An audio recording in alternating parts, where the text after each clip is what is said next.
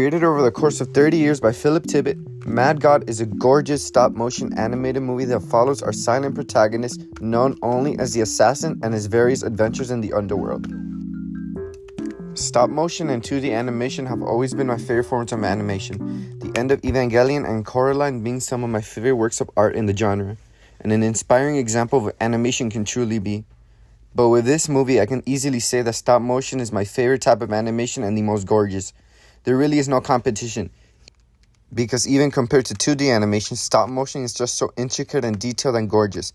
And when you compare Mad God's animation to the 3D bland list that Disney has been pumping out, then it becomes even more apparent just how truly special and generational this movie is.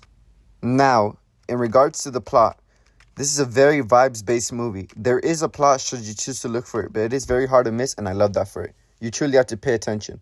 You can interpret it as many different things. It is a very complex and multi-layered experience. It also oddly feels much like a Souls game at times, with its vague story, its silent protagonist trekking through a mysterious and nightmarish world with grotesque creatures all around, and not to mention that Murgo's wet nurse herself makes an appearance. There's a scene in this movie near the middle that just had me in awe. The disenchanting nature of a dead world and someone just trying to make it through, like ghosts trying to fight for whatever scraps are left. There were also parts that had me feeling like I was watching a snuff film, and I kind of had to reevaluate what I was watching.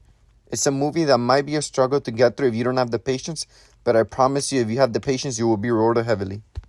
In case you don't know the backstory for this movie, Philip Tippett, the director, began making this while working on the visual effects for RoboCop 2.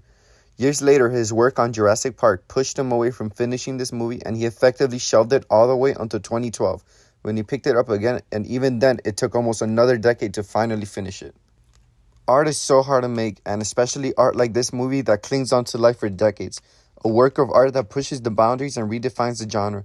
It's just so amazing the amount of wonders and grotesque sights the human imagination can pull out.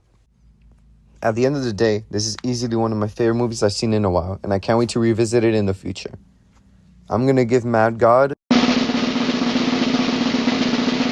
an A.